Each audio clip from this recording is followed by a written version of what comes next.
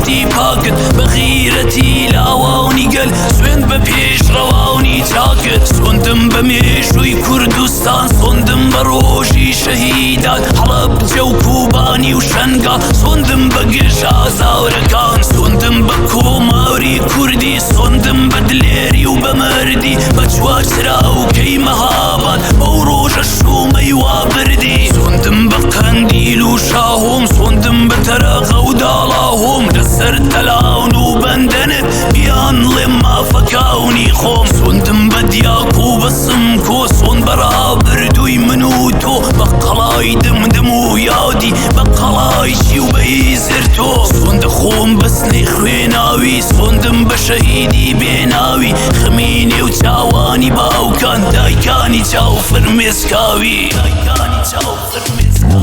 وەتەن پێنووسم لە پێناوتدایە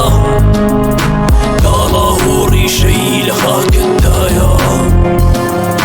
وەتەن پێنووسم لە پێناوتدایە داڵا هۆڕی شەی لە خاکتدایە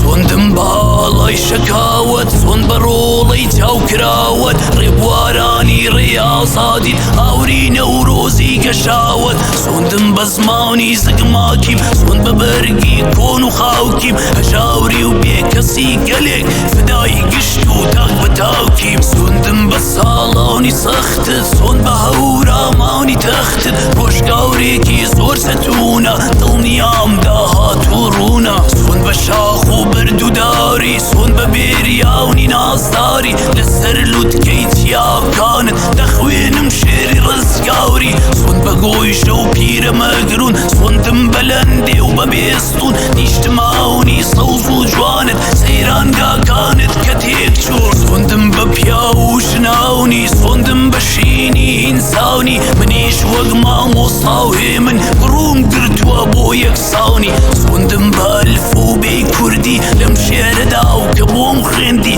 تا دوا هەناوسەی ژیاونم